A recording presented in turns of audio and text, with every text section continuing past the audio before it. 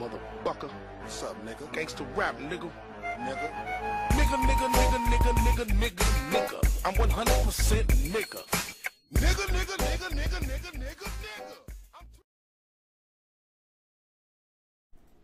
And we are live for as long as this will be allowed. Coming to you live from deep within an dry and windy and possibly something is echoing. But anyway, sometimes radioactive meme land. We are the survivors of the alt-right apocalypse, the few, the brave, the bitchy, once more wading into battle against the froggy hordes with Rantzerker 94. Teal Deer style, Robert Webb's How Not to Be a Boy. And the too long don't read for Robert Webb's How Not to Be a Boy is that boys and men should prioritize their needs, but not in a patriarchal way. And we all know that patriarchy prioritizes men and boys' needs above girls. So you figure that fuck out. You figure it out, and then you do it. Okay, if you've been living under a rock, let me give you a rundown on what's been happening on YouTube. Google doesn't like our kind and has been reducing our ability to use its platform to advance our free speech.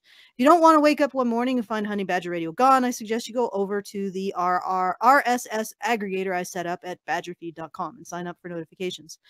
Also, this stream will be gamified. What that means is we will go through one of Robert Webb's many, many little poops that he's sprinkled all over YouTube. And then after we're done that, there will be bonus content. Instead of ending after the first video, we'll continue on a second one, another little poop, one of little Robert's poops, as long as you supply us with super chats so we have a reason to process his shit. Okay, shall we begin? Anyone want to say anything? I was muted so that there would be no echo, but I'm ready. Okay. You ready? Are we all ready? Are we all in the room? Are we all among ready, rearing to go. Okay. As ready as can possibly be. Do you know about Robert Webb? Have you read anything by him? Have you looked at his stuff? I know of him. I've seen a couple of episodes of some TV shows that he did sometime. That's kind of as far as it goes. Okay. Okay. Well, we're going to go further today. Let's do it. Much further. Yes. Thanks, guys. Well, we can make you age even more than that because we've got a picture here from when you were a little boy. Right. Yeah, I don't Zorro. Mind, I don't mind Zorro. Yeah. I had all the Zorro stuff. I had one of that plastic sword with a little bit of chalk on the end, but I took that off because Zorro doesn't have a sword with chalk on the end. So you could do the Neither. Z. So yeah. I think that was the idea. I remember those. Yeah. Neither did he go around with a thing saying Zorro on it. I mean, everyone knew it was Zorro, but that was my grandmother. All right. So obviously, making sure everyone. Obviously, that he was a patriarchal shitlord from the very start. In his little Zorro costume. Well, yeah. I mean, Zorro rescues women and fights bad guys with violence and is macho and rides horses. Sanctioned violence. Yes. Sanctioned violence. Of course, we're not going to point out that all of the sanctioned violence is against men who are threatening women, but Zorro's part of toxic masculinity, or maybe it isn't. I don't know. I don't know anymore because absolutely toxically masculine. Oh, absolutely. Okay, all right. Sorry, I've been corrected. Shall we continue? Where does this fall on the scale of cultural appropriation exactly? It's pretty. Yeah, that's pretty bad. Well, considering that, I mean, if you go back far enough, you could technically call the White House, like the style that the White House is done in, and a lot of the buildings in Washington D.C. to be based on the Roman model of architecture, or even the Greek. Could you consider that that entire style, and even the political systems used by a lot of countries in the West, that all appropriation of swarthy people who used to live 2,000 years ago? I mean, that must, how many oppression points does that count for? We took over their culture entirely and we made it our own. Well, the Romans are probably still considered white by SJWs, so that it's probably nothing at all. They were very olive white people. Oh, by the way, guys, this is Doc, our secondary Doc, because our primary Doc has disappeared on us. You can call me backup Mike today. So, I do want to just popped in. I do want a quick heads up that we are still streaming through my server, not through the restream.io. Just as a heads up. Okay, so we can so that'll be next week, I guess. If there's weirdness, just blame it on me. Hi, Mike. and secondary doctor? It's an hour earlier than it was last week. Is it? Yes. Oh, I'm sorry. Fuck my bad, I think. Basically. Maybe not. I think we went. No, did we go later last? You know what? It doesn't matter. Let's continue with Robert Webb. Since Mike's here, go into my side too. I'm actually running the show, so there should be a link in the live chat or in the admin live show chat thing. Let me know when you're in there, and then we'll continue. I don't think anything's streaming, at least not on Badger live streams. Oh, it's going on Badger Radio for me. Okay, so it's not streaming on Badger live streams as well? Oh, it is. People are watching. Are they? Oh, you know what? Wait a minute. It isn't. What's going on? Why is that? I don't know. Huh. No, wait. No, it is. It is. There's just not a lot of people watching. Well, that's weird because I'm actually looking at it and whatever. Yeah, I'm looking at it. You're streaming on YouTube for me, like both YouTube channels. Okay, good. All right, let's go. Okay, well, I'm not going to sweat it. Mike, are you in the SciTube? Yes. Okay. Yes. Let's do this. Only 3 people in there. Is that right? That should be right. No, there's 5. Okay. The Zorro costume was Zorro, yeah. Oh, that's sweet. Why have you written a memoir now? Well, I thought I had a good story to tell, a sort of mixture of the very typical things and slightly unusual things, and I've always had this preoccupation with gender and masculinity. The story has a theme of sort of looking at events of my life. Okay, wait, could you stop for a second? Really? Like even when you were a kid? Well, don't you know everybody is woke 6-year-olds these days? Oh. So this guy was like the source of all those memes. Like, what was he thinking about the gender implications of Zorro while he was in his little outfit? Mother, why is Zorro thrusting his sword phallically into people? Oh, God. Oh. All right. Okay, that was just a banana. Let's continue. The prism, the focus of how boys are supposed to be boys and girls are supposed to be girls, and partly because I found all the messages I was getting as a boy about how boys are good at football and swimming and climbing trees and they're boisterous and cajoling, and okay, wait a second. Do any of that. All boys are good at that stuff? Because that's not the message that I got. No. Peripherally not being a boy, but I did get the message that some boys were not good at those things. Just stuff that boys tend to like to do. Okay. But obviously that's the fact of it. But I guess because he considered himself to be atypical, he's gotta talk about how, because he's atypical, there should be absolutely no trends. There should be no norm because he's out. He would then, if there was, then he would exist outside of it, and that's not right. I think this is usually what it is with this kind of stuff. Okay, let's continue. It does sound like this is going to be the argument, which I have a wonderful image for it. It's a picture of a bell curve with a mean, and then at one of the ends of the bell curve, it has like the sort of 95th percentile and onwards shaded in, and it just says, if the mean is here, how do you explain this over here? You can't. Yeah, you can. It's part of a mean. Just because you're not the mean, that doesn't mean that there is no pattern. Yeah. Yes. So I found it quite a tight fit. So I've always sort of had an interest in it, and I thought I'd approach it through a memoir because that's where it starts. It starts in childhood. And so we've got that picture of you as a little boy dressed as a Dressed as superhero, Zorro, yeah, I suppose, exactly. at the time. But you're saying that was an uncomfortable match? Well, not the TV stuff. I mean, that was all fine because Steve Austin and Zorro and Buck Rogers and Dick Turpin and Commander Koenig and Steel and Logan and Monkey and all of these people. You watched a lot of telly. I watched a lot of telly, and not a father among them, not one. And actually, the other noticeable thing, with the noble exception of Doctor Who, not many problems in life that can't be solved by punching someone. Not a father among them. You really, this is where he's gonna take a stand, is it? Really, there were no fathers on television in I don't know how old that guy is, frankly. Also, don't particularly care. But Goodness, you're this trying to tell guy's me that old. there were no families on television in the 60s, I think he's 70s. actually younger than me. That's because the thing is, he went to no, maybe not. Maybe he's a little older. Like he's in his late 30s, early 40s, maybe. And no, he's wrong. There were plenty of dads on TV at that time. And the other thing is, what's the problem? Even if there weren't dads necessarily on TV. Oh, apparently, he's 44. He was born in 1972, so late 70s, early 80s. There were no dads on TV. As I recall, that was actually kind of like the golden time for like the super together family nonsense kind of things, Yeah, like the idealized family, which then the fluffy The sitcoms. Simpsons, like a couple of decades later, really subverted because it was that ridiculous.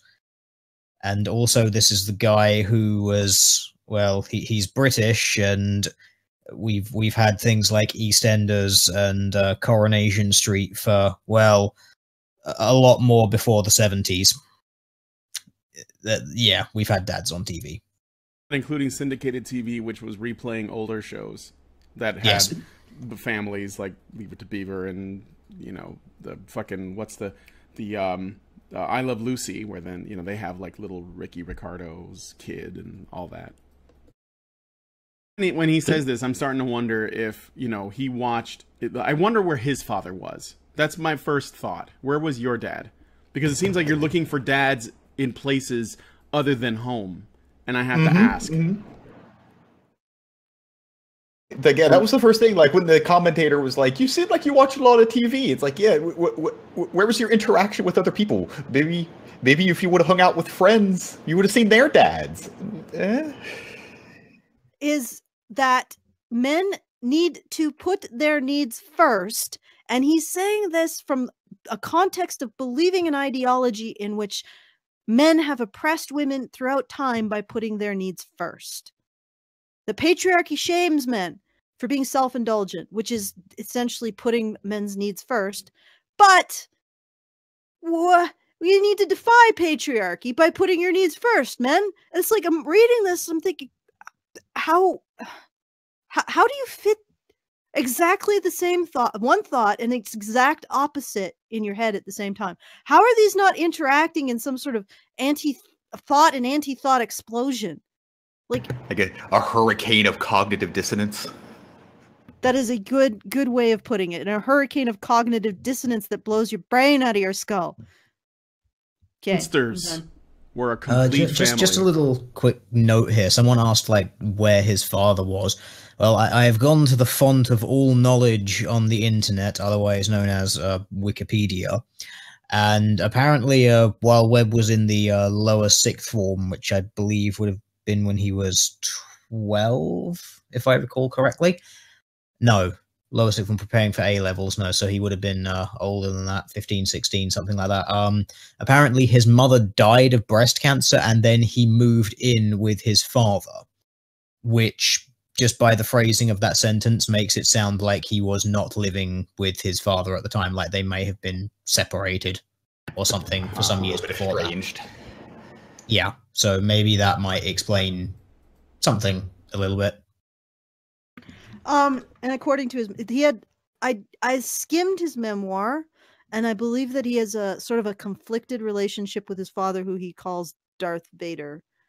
Oh God. This is why fathers and the funny thing is that his father did actually give him a place to stay, and from reading the memoir, his father, I don't know what his father did when they were younger, because I haven't read closely enough to make an educated statement on that. But when he was going through university, the first year of university, which he started late because he screwed up his test taking, his father didn't seem anything but supportive of what he was going through and what he wanted to do. And I mean, occasionally his father said, you need to clean up, and make sure, you know, the toilet's clean when my lady friend comes over and shit like that. But other than that, his father was pretty supportive. And I'm like reading this and I'm like, you're making, and maybe it's just he's trying to portray himself as an angst-ridden teenage guy. But the thing is that calling him Darth Vader is a choice he made at 44 in his.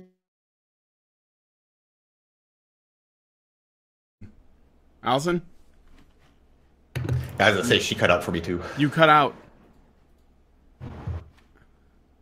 Alison. She's gonna have to leave and come back in. Let me just let her know.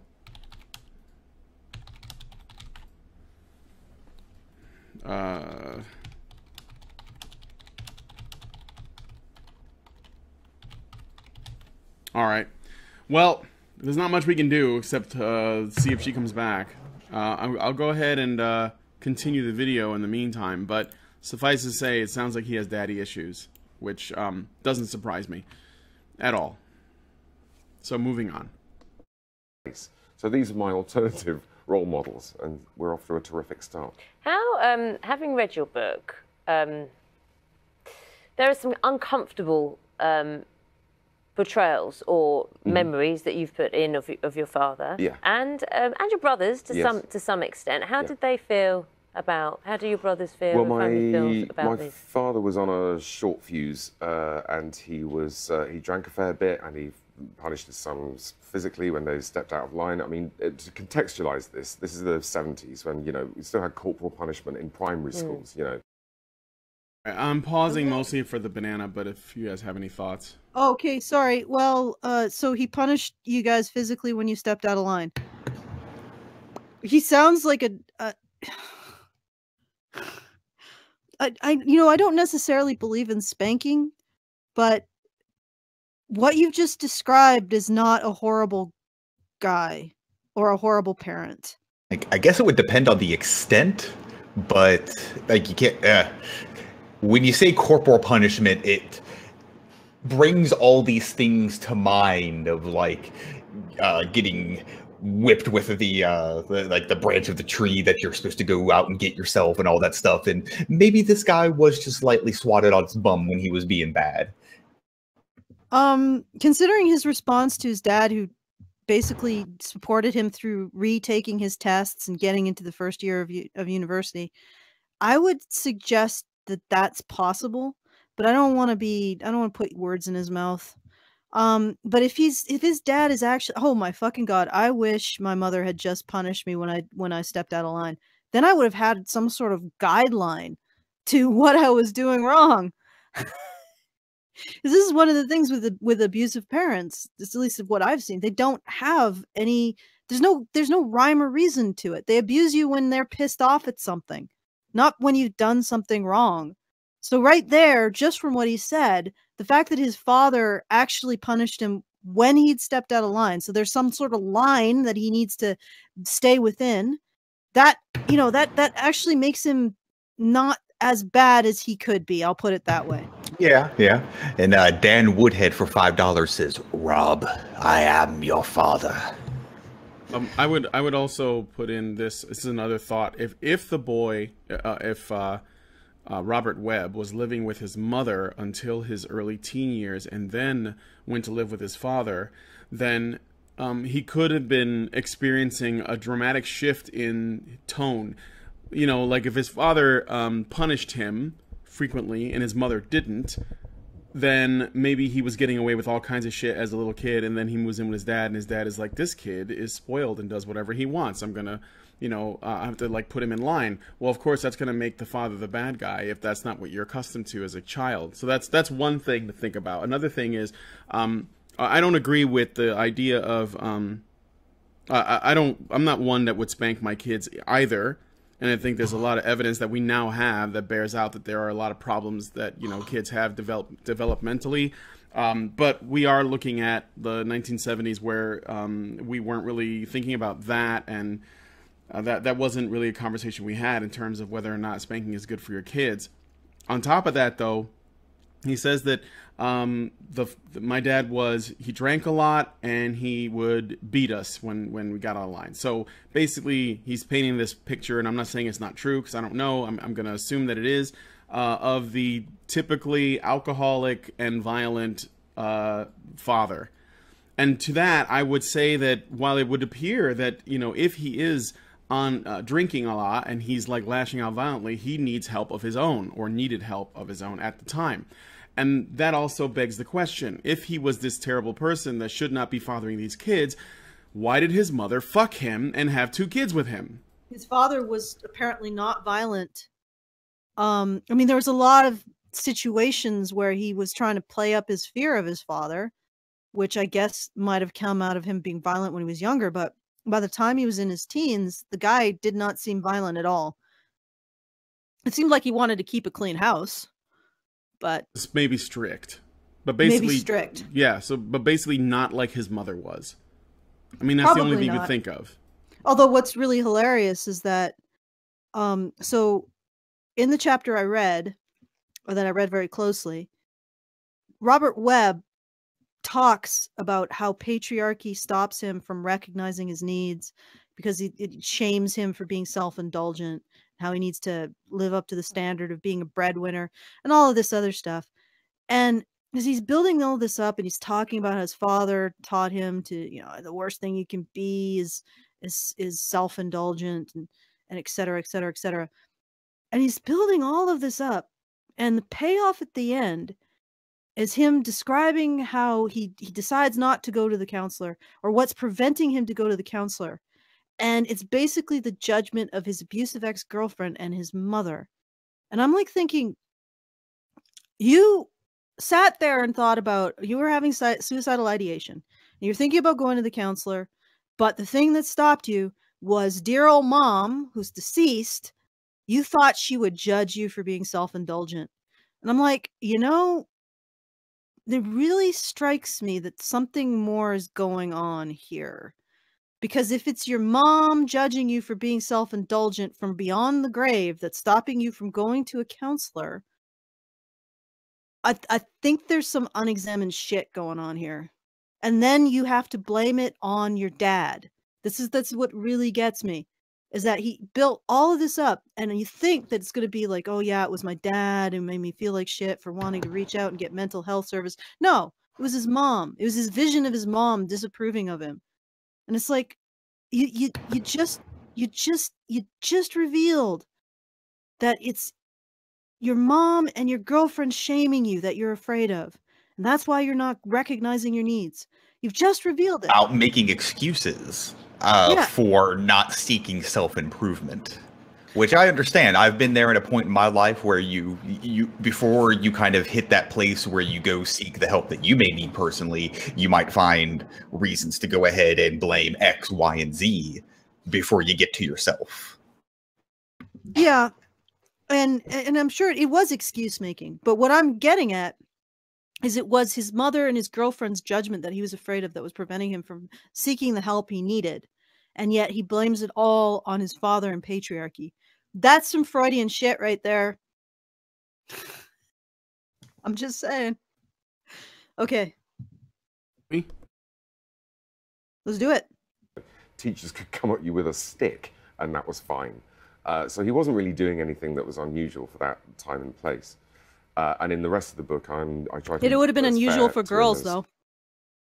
Girls tended not to suffer this kind of punishment. So... That's true. Plus, there are lots of things to admire about my dad, and the story is really one of forgiveness, in a way. My brothers are cool with it. I mean, we have a slightly different memory because they are 5 and 6 years older than me. So they were scared of him, but I was 5 and I never really understood what I'd done wrong. So my attitude to him was straightforward dread, whereas they have a slightly different idea. But it's the truth as I remember it. And you talk in the book about how the impact of having... The truth is he remembers it. That was key right there. Ooh. I know. That's a bit postmodern. Well, yeah, it's not just postmodern, but this whole thing, like if you read the construction of how he's describing his father and everything, And then just going on and saying that, oh yeah, it was my fear of being of disappointing my mother that stopped me. It's like, this is that whole chapter was just so much. Oh, you know what? Teal Deer, Mike, do you guys have anything to say? You guys have been quiet. I don't want to be running over you, either of you.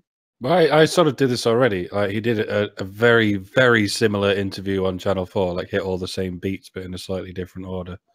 So I'm sort of talked out on the subject. I just wonder if he's remembering it because it's convenient to whatever narrative he wants to push. I just want to know, like, what his actual contact with his father was. Like, because I don't know the extent to which his parents were together or not. So if it's one of those things like they did separate, but he got to see him every so often, like, then when he's 5, it's more like, oh, it's like your father's more of a stranger, perhaps. Like, I don't know. I would need to know a lot more about his family unit and how it functioned in order to say something like that. But yeah, if his father and mother were living separately and he got time with each of them, but considerably less with his father, then that would make sort of sense as to why it was dread, because it was more like being forced to spend time with with a stranger, which is then why your older siblings who were grew up with both of the parents together maybe would recall it differently, because they sort of knew the backstory of why that is the situation that it was. Now, that is making an assumption that his parents were separated in some capacity, which were they? I don't know. And actually, it also they were separated. They were separated. Okay, well that might explain part of why that is there. Oh, sorry, Brian. You go ahead. It's okay. I was just going to add one other thing. What if, when you're 5 years old, and you're with your mother, I wonder what the situation was in terms of her ability to spend time with him versus the father's ability to spend time, because it's a very, very high likelihood the father has to work. But it may be also such that the mother doesn't have to work either at all or as much, because she may be getting financial compensation in some way from the father, so that she can spend more time at home, so that she can spend more time with her kids. So if he is getting more time with his mother, and then when he goes to see his father, he's like, working or disconnected in some other way, or he's not present, basically, then that also could further it could further magnify that stranger feeling, because here's a man that I don't really see very often, and maybe when I do, he's not really sure. It seems as though he doesn't know me as well as my mother does. I don't know if that makes sense, but that was just something else I was thinking about, was like how much they work and stuff. Well, I think a lot of it, and the only reason I'm bringing this up is because I think he's his entire chapter where he addresses men's rights activists and feminists, and the entire chapter makes me not actually trust him as a reliable narrator, and the reason why is because he doesn't seem to have any self-awareness. How he could honestly advance his father and patriarchy and toxic masculinity, whatever else, as the reason why he didn't go and get help, and then literally say, I didn't get help because I was afraid of being judged by women. Without any kind of, how he could write that without any kind of self-reflection is just, it's beyond me. It's mind-boggling.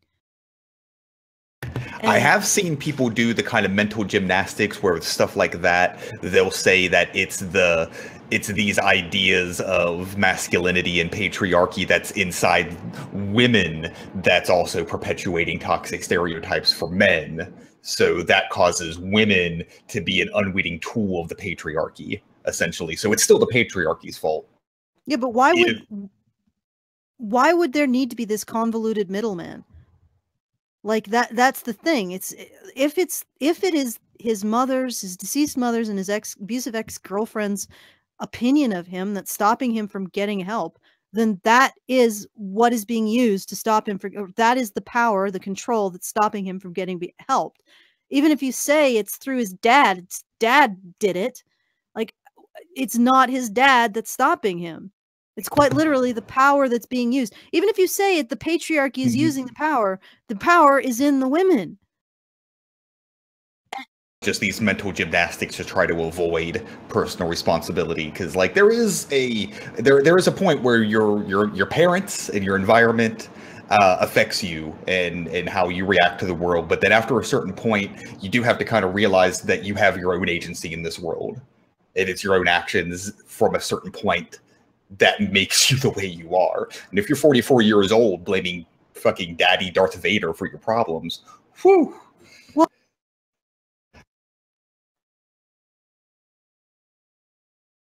You dropped out again. At the end of the day, blaming Daddy Darth Vader when the person who's the power is actually preventing you from tending to your needs is a woman is going to get you nowhere. It is mental gymnastics. Then they will say, oh yeah, well maybe they're just acting out the patriarchal blah, blah, blah, blah, blah. Well, if men had that power, they wouldn't need to compel women to say these things to men. They would just say them. So no matter what, it's women who are preventing you. Even if it's women who are convinced by patriarchy to prevent you, they're still the ones with the power to do it, and the ones who are doing it to you. And the only way to address that is to recognize it. And if you can't recognize it, you can, if it's women who are doing it, no matter how much consciousness raising and argue and trying to de-bro or whatever the fuck, question toxic masculinity with men you do, you are going to get nowhere in changing these things. That's just my point. Okay, shall we continue? And that example of masculinity affected you as you were growing up and dealing with it. Your father died in 2013. Yeah. Could you have possibly written this with him still alive? No, absolutely not. Because, you know, as I say, I'm generous to him in the end, but some of the stuff that he found difficult, he just wasn't very good at having a young family.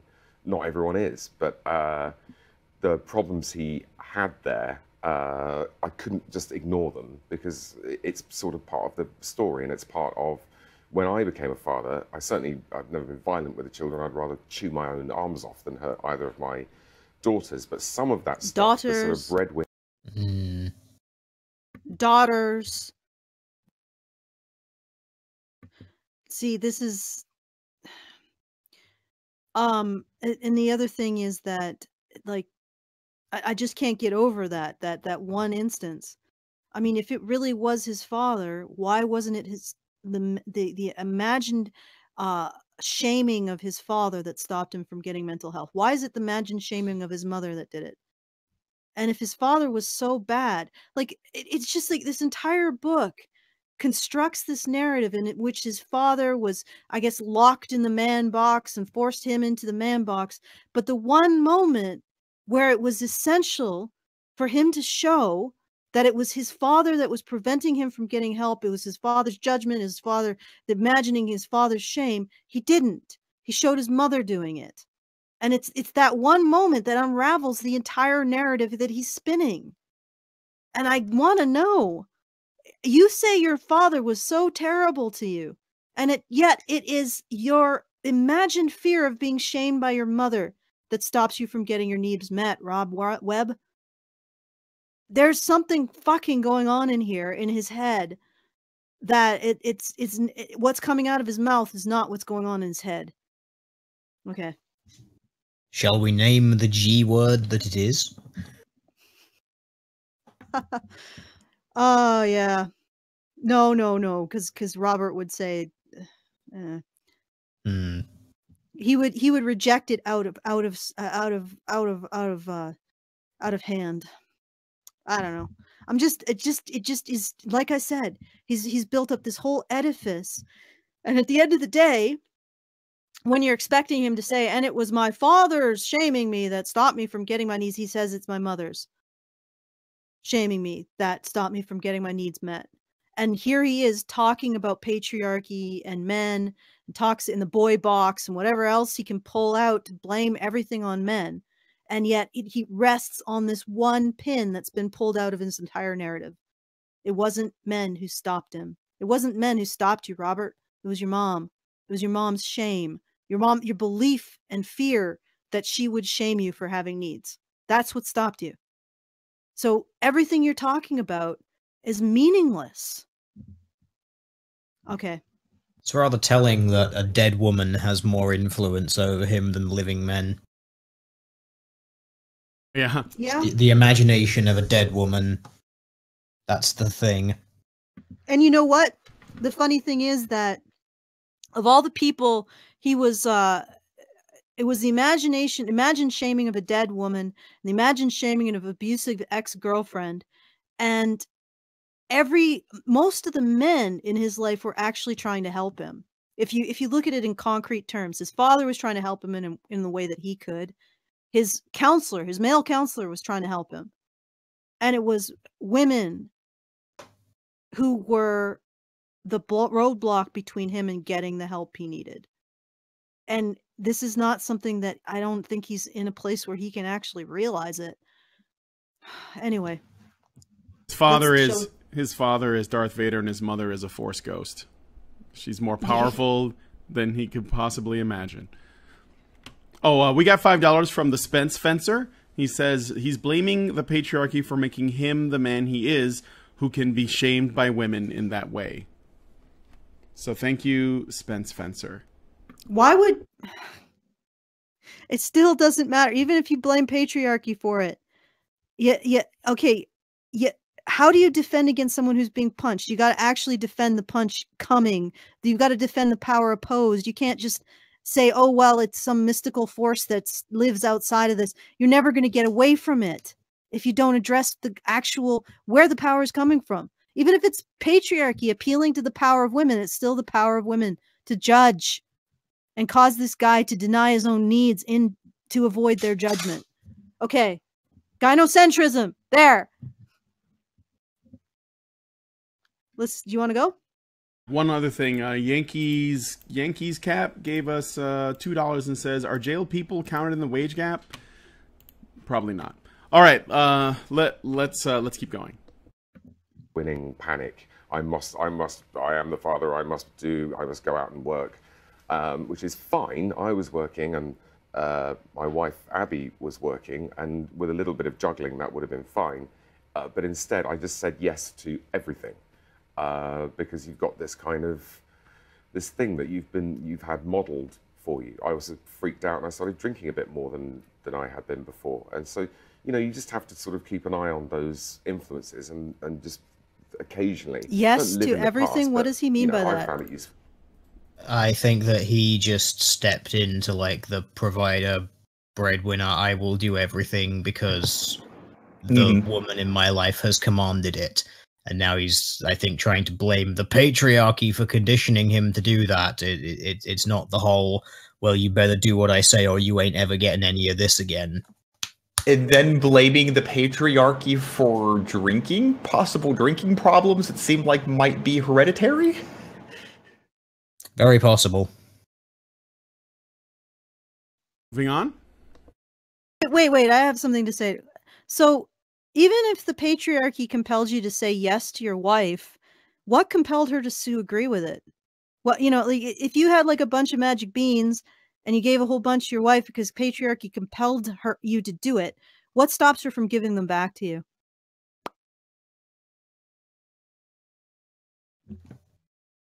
We can continue. To go through those influences so that I can keep an eye on what the autopilot will get me to do if I'm not careful. I think for anyone who wants to read okay, it, so patriarchy compelled him to say yes to everyone? It's almost like he's a servant. Patriarchy turned him into a servant. What? Is it such a surprise that boy means servant? And yet, okay, so patriarchy turns you into a servant. You can blame patriarchy for turning you into a servant, but patriarchy is about oppressing women so they serve men. Does this... Patriarchy's really bad at actually doing the thing that it's supposed to be doing. It's really bad at it. But really good at being blamed for everything. Like, sort of like a servant, you know? Servants are pretty good at doing stuff, I mean. Yeah. I have the best cotton shirts. Okay, so do you want to finish this off? Does anybody have any additional points? Thank you very much for coming in, Robert. If anyone wants to read How Not to Be a Boy, interesting because it just shows how you just accept yourself. All right, blah, blah, blah. Is there more? No, it doesn't. It doesn't show that. Like, it shows that he has some incredible shit that he's dealing with in his head that he cannot accept. Anyway, yeah, let's go to the next one. This is super chat time. Back hurts, so put the super chats in. Which one do you want next? Robert Webb on how not... It doesn't matter? Yeah, I don't think it does. I think it's all going to be the same blur of obsequious... Okay. This is really low energy. I'm hitting low play. It's low energy. It's low. The lowest. All right, I'm going to hit the button now. In society, I think, and accept that you're not to be labelled. I think that's that kind of book. Robert, your sitcom Back, we didn't get to talk about that, is also back. It's on Wednesday at 10 p.m. Oh, God, he has a sitcom? That's it from us this Saturday morning, nearly 10 o'clock. Yeah, he's pretty... He's got a lot of... Oh, God. Oh, God. I guess he's is he a writer or... He's a comedian of some stripe. Yeah, I understand that... Mike knows more, but he's been really quiet. Yeah. Well, I've met the other guy, David Mitchell. He's in a comedy. He's a comedy actor for the most part. He does write sketches, but he's mostly a comedy actor. Okay. Well, let's go into the introduction of this book. Hello, my name's Robert Webb, and I've written funny childhood and teenage memoir. By the way, his new sitcom is themed around a funeral. I think that might be a coincidence. How do you theme a sitcom around a funeral? Like, aren't they sort of limited in their? David Mitchell is playing a character whose dad recently died, and Robert Webb is playing a guy who turned up at the funeral claiming to be a foster kid from ages ago. So, well, the first episode is themed around a funeral. All right, let's do this. And then zaniness ensues. Come on, guys. Super chat. A funny childhood and teenage memoir called How Not to Be a Boy, which is partly about how boys are supposed to be boys and the kind of rules that we learn about how to be boys, which don't necessarily help us when we attempt to grow up. Okay. I wasn't... Wait a second. It's great expression there, bro. Oh, that pause. That pause face. That pause face. Let me I need to get a little screenshot of this real quick. There we go. Oh my God, that's very, very unflattering. Beautiful. All right.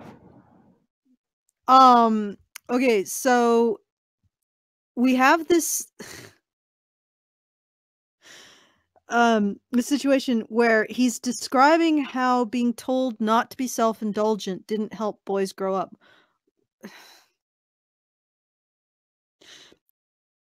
This doesn't make any sense, friend. Like the idea that that patriarchy is teaching boys not to be self-indulgent, to put other people's needs first, is why they're not growing up doesn't make any sense. What do you think adulthood is and growing up? And furthermore, maybe the reason why men aren't addressing their physical and mental health needs is not because they are immature. It's because they have a whole set of other people's needs that they need to address first. And now you're blaming them for not being able to address an additional set of needs, their own, when they've been taught to put their own needs aside as self-indulgent, be shamed if they put their needs first. They've been taught to do that and prioritize other people's needs as a function of their identity. In other words, they have a positive sense of self based on their ability to put aside their needs and help other people. And all of that doesn't help them grow. What is your definition of adulthood if putting your needs aside to take care of someone else isn't adulthood? Okay.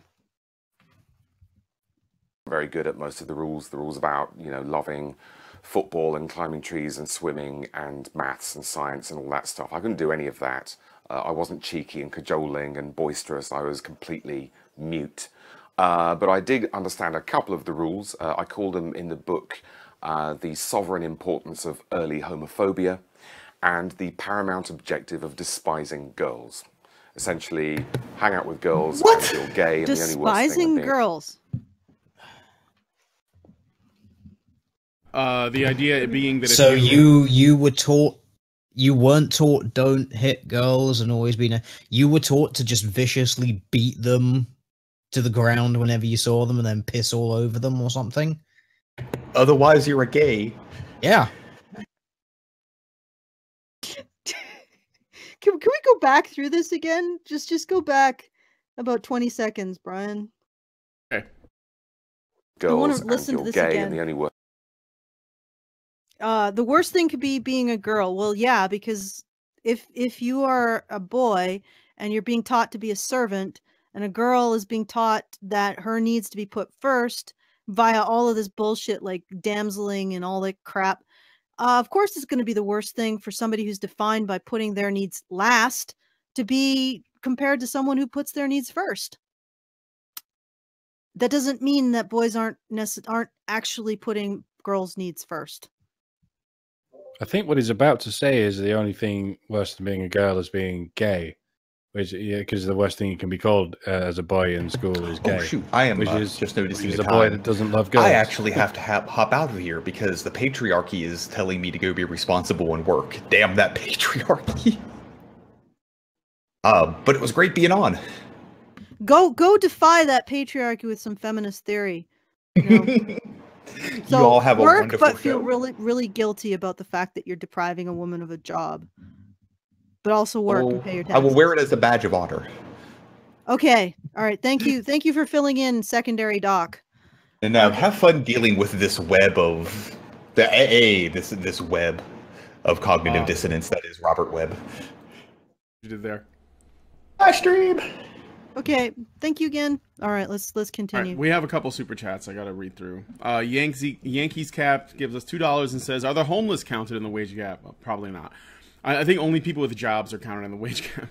Yankees Cap gave us another $2 and he says, if you're gay, bully girls. Wait, if you're gay, bully girls so they can punch up. And then French Honey Badger gives us $5 and says, it looks like he took a feminist textbook, used all the buzzwords, and pretends it applies to his childhood.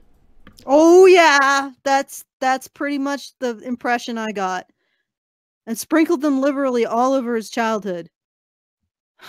And I'm glad that his father's dead, because I don't think he'd be pleased with this being turned into a talking point in a feminist memoir.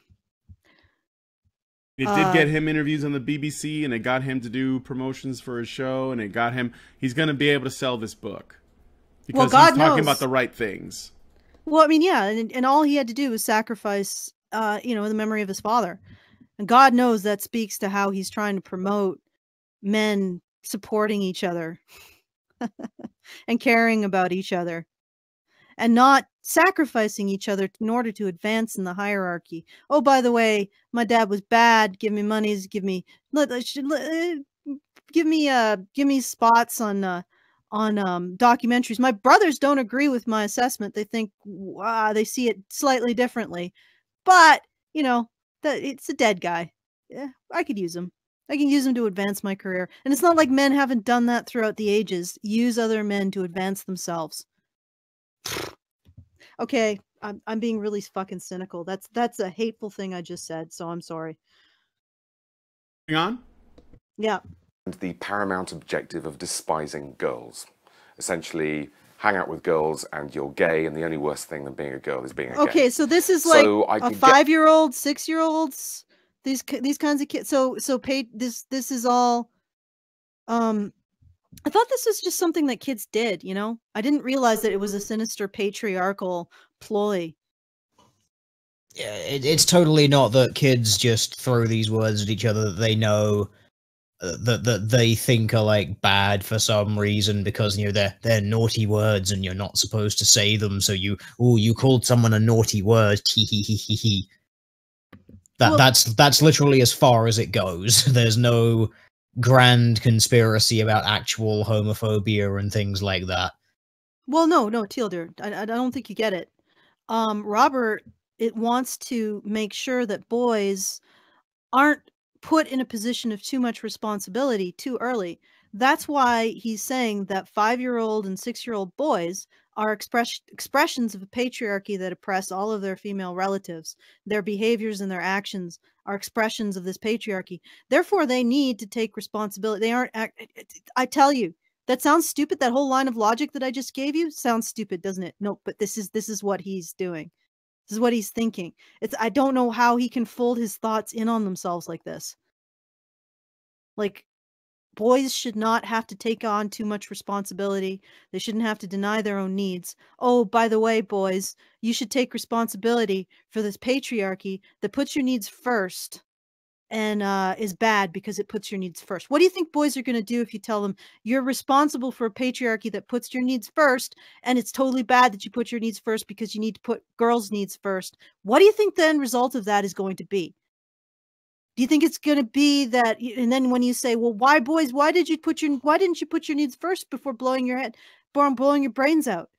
What do you think the end result is going to be of telling boys this shit? I'm done. Yeah, and it's worth repeating.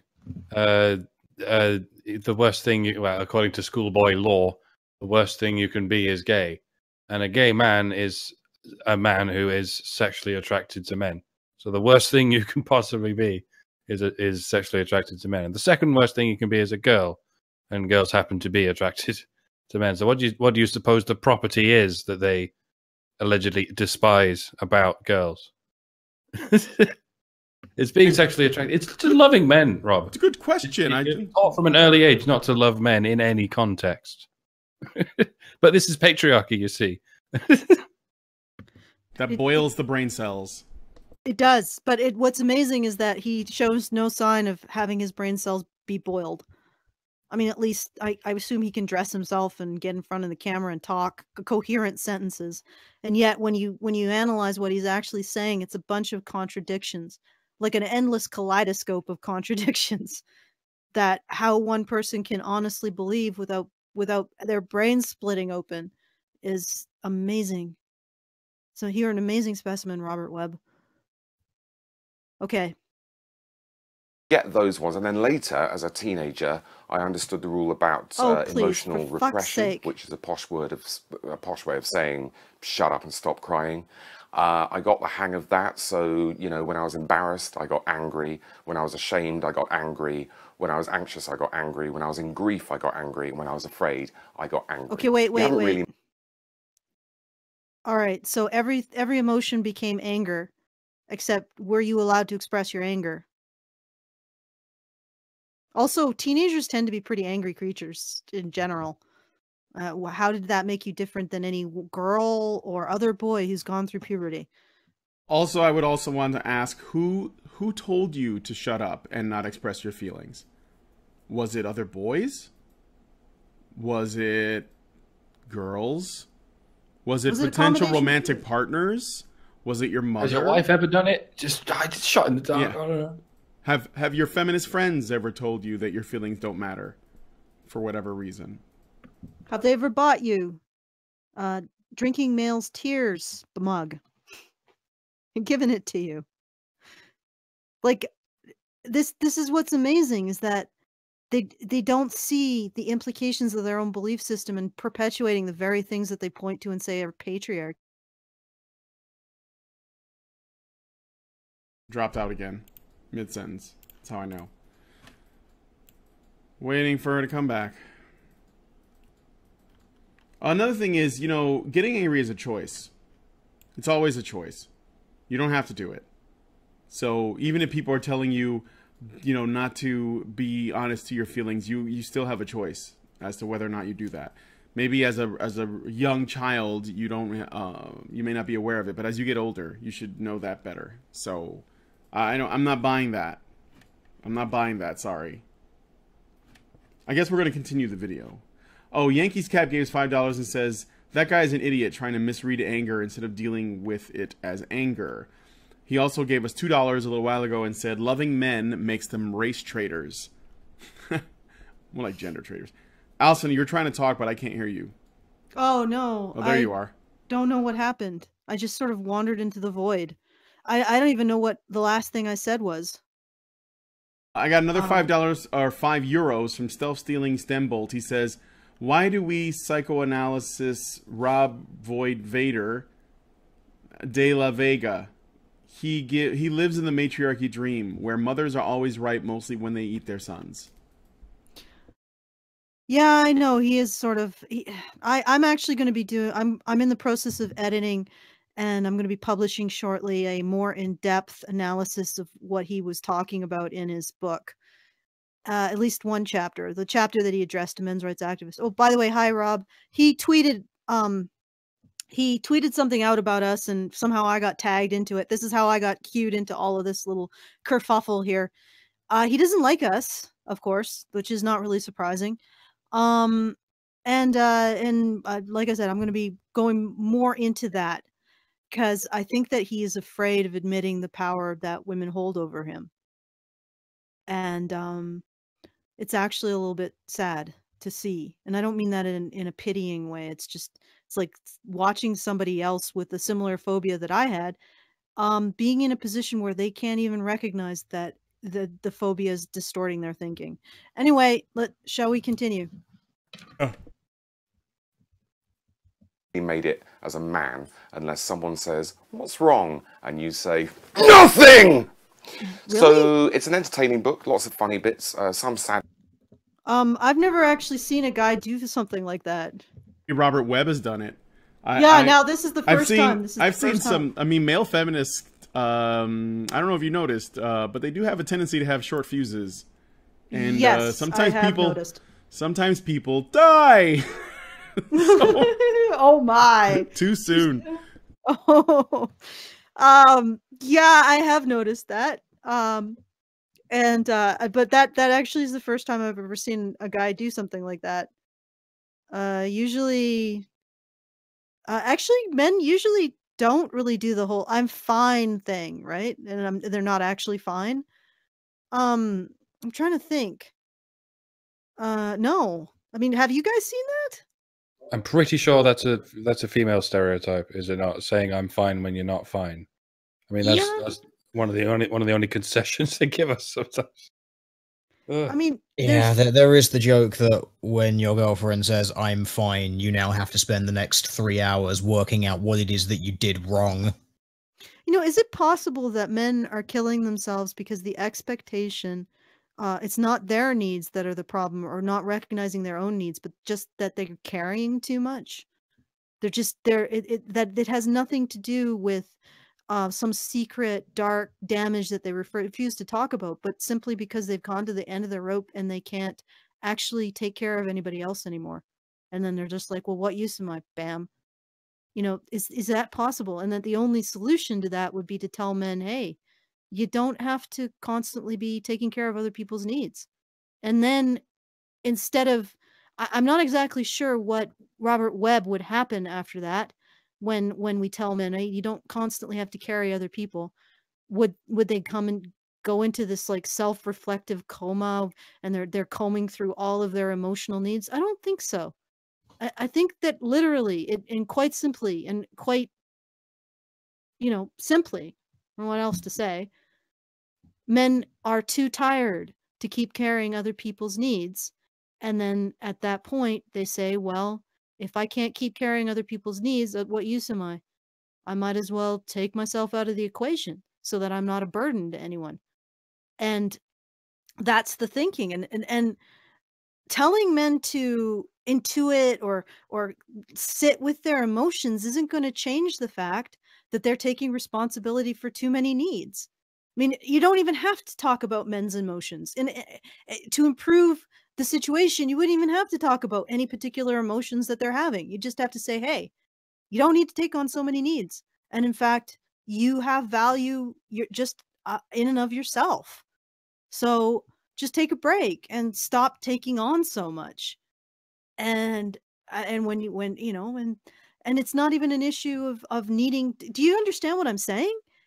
It has not, like, when you're piling rocks that men have to carry onto them, they don't need to stop and talk to a psychologist about how heavy the painful the rocks are. Just takes them off, for fuck's sake. Does anybody Bear understand the load? Yeah, like thin out the load. Did you guys get what I'm saying, or am I just? I get it. Full of female vapors. Encouraging men to talk about their problems instead of maybe like just helping them solve their problems. Or just reducing the expectation that they solve everyone else's problems or be defined by solving everyone else's problems. There's nothing there to talk about except, hey, maybe men shouldn't be expected to define themselves by solving everyone else's problems. When they can't do that, they can't do that, then there's no use to them. And then they're like, well, I'm just going to kill myself now. And not because I want to hurt people, but just because I don't want to hinder them. Tired of letting people down, basically, right? Yeah, exactly. And there's no deep underlying emotional angst under all of that. There's just the simple fact that they're being overloaded. And the other thing is that how would you expect someone who sees their positive identity in terms of serving someone else's needs and being able to deny their own needs to do it? How can you see someone and judge them for not being able to get past that in order to go to someone to help them? You know,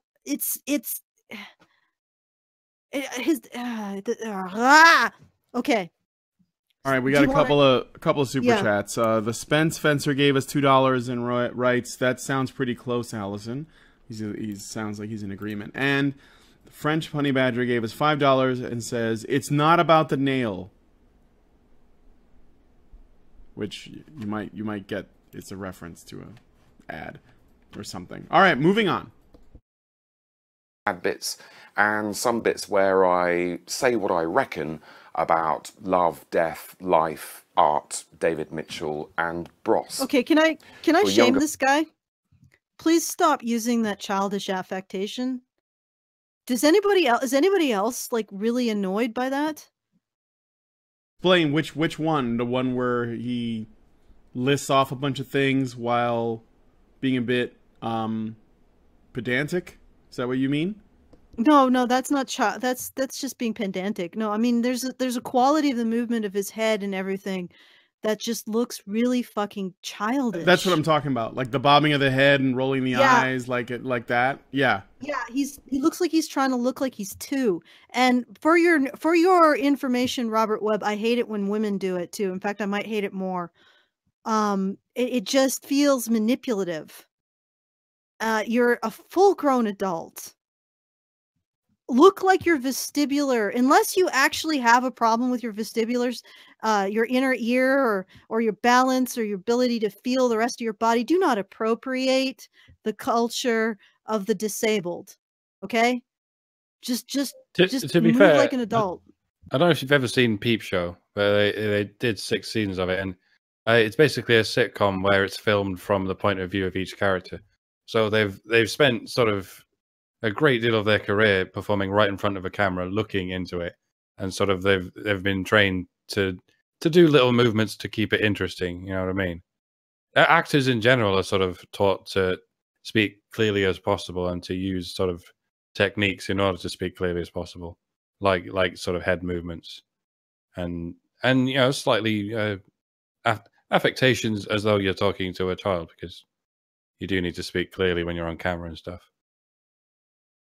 I think it's all affectations from his job, basically, is what I'm saying. Makes sense. Dwarven Leprechaun gave us $10 and writes, you just hit the nail on the head. It's not about the nail, goddammit. No, but he says, you just hit the nail on the head there with the suicide reasoning. At least for me, it's scary how precisely you mimicked what I would think in those times. Oh shit, I just remember I didn't upload a file. Shall we continue? Oh, can you hear me now? Yeah, we can hear you. Oh my fucking god! I have shirked my responsibilities. We have to finish. Yeah, we're almost done. 30 seconds. Well, I mean, do we have a Snapchat up? We could probably beg out, right? For chat, I just got one. I read it online. I read it up on the thing. So okay. Keep going. I think we've For lost younger Teal viewers, Deer. Bros. Well, imagine Justin Bieber, but there's 3 of him, but 2 of them are identical twins, and the other one is a mutant. Nobody sees this. Nobody sees this. So Nobody join me. sees the way he's moving his head.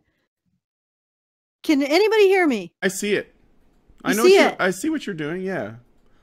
He is the youngest, and maybe that's I mean, it could just be the, like Mike said, the affectations. Maybe he's just enhancing his own natural sort of, you know, involuntary movements, and they could be something that he was, because a lot of times don't actors like tap into their own history to like Every do things? adult human being should move like a goddamn cobra. They should be terrifying in their movements, unless they have a fucking physical disability that can excuse them. But no, you did. This is okay. Continue. That's just Anyway. my own pet peeve. So join me in my hellish vision of the 1980s and beyond in How Not to Be a Boy by me, available now for your Okay, viewing that was scary. and reading pleasure. Thank you. Okay, so for a second there, he like moved like an adult, and it was sort of a scary juxtaposition between that sort of like a doe-eyed, sort of over-moving, and then phew. Yeah, I'm an adult. Okay, that's a little scary there. Okay, can you guys hear me? Yes. Am I just blathering about nothing? Nobody else sees what I'm seeing? No, we can hear you. No, but you can hear me. But do you see what I'm seeing with the movements and the? Yes, I do. I mean, the people in the chat are saying they see it too. So Yeah. Okay. So I'm not nuts, but I could be. And the thing is that I'm also finding it sort of threatening that to pair those childish movements and then the sudden, like, violent, the movement of getting the book. That's an interesting way of pairing, because you know that he's capable of that kind of extremely quick, violent movement, and so he's luring you in with these soft, childish, like a fly to a pitcher plant. You know, I'm inoffensive. I'm sweetly smelling. Look at how gently I move and sway, almost like I don't have, you know, like a whatchamazigget, one of those things that eats their head. Praying mantis. Mantis. Yes, except he's reversed. He's like the male praying mantis that eats the female, which I guess wouldn't be very efficient. No, that species probably existed and died off immediately. Probably. Okay. I feel like I feel like we're done. Yeah, I was just gonna say. I mean, we've explored the topic to, I think, people's satisfaction. I think that we might have lost Teal Deer. Unless, do you have any final words? We did. Teal Deer disappeared completely. He's gone, or maybe I'm gone. Oh, yeah, he was in here just a little while ago. Wow. Yeah. Maybe you should reach out to him and see if you pissed him off. Oh no, he's back. Hey, Teal Deer. Oh, there he is. Did you just have a trouble with the connection? Oh, maybe, or I think it was just Discord hating me for some reason. Everything else seemed to work fine. For some reason, this show is blighted. I think it might be me. It's the only common denominator with this show. I think it might just be Webb. It's just, I don't know, just hearing him whine out a bunch of absolute complete nothings that just make absolutely no sense based on observable reality. I think it's just sapped my will to live so much that it just exerted itself into Discord, and Discord just quit on my behalf. That's possible. I don't know if you heard me talk about how he's moving so softly and then just sort of a little bit intimidating. But Webb is serpentine. Yes, he's serpentine. Wait, like that song with the serpentine in it? No, like a serpent. Yeah, he sort of mesmerizes you with his childlike movements, and then bam, gets you with this sudden forceful movements, like snatching the book up or yelling nothing. Just like there's stuff bubbling under the lid of that pot. Yeah, I'm actually sort of glad I'm not his wife, to be honest. But maybe that's all affectation. He could just be acting, right? I mean, although presumably this is about his own story, so would he be acting about his own story? Yes. Okay. All right, then maybe he's just. I'm just putting that out there because I'm cynical as hell. I don't trust actors because their entire career is to lie to people for a profession. No. Okay, so Robert Michael says, so Robert Webb blames his problems on his dead mom and his dead dad. No, actually, it's a little more convoluted than that. He blames all of his problems on his dead dad, but it's his dead visions of his dead mom that prevent him from getting help, which he also blames on his dead dad. So it's there's a subtlety there, but it's all dad. It's all Vader. Okay, I think I'm done. Okay. Shall we go into the after show? Let's go into the after show. And talk about this more. Don't you have are you supposed to be streaming with Aiden this week or something? No? Okay. We'll go ahead and I thought he was. We'll go ahead and cancel the show. If you want to join us in the after show, www.patreon.com/honeybadgerradio. This has been quite the clusterfuck. I apologize. I didn't realize that this would be so low energy. Like, it just sort of slumped into this like, I don't want to live anymore. Yeah, the toxic masculinity conversation is just, it's exhausting and frustrating, so. Oh my god, you've just revealed your emotional response to something to me, Brian. I thought you guys couldn't do that. Oh, I'm sorry. Absolutely nothing is wrong! We're all fine here. We're fine here. How are you? I'm fine too. Not the female fine. I'm actually okay. Well, I mean, my back hurts, but other than that, I'm doing okay. Thank you for joining us, people in the audience. You were wonderful. Actually, you were your usual snarky selves, but that's good. It's a good thing. Okay, are we out? We are out.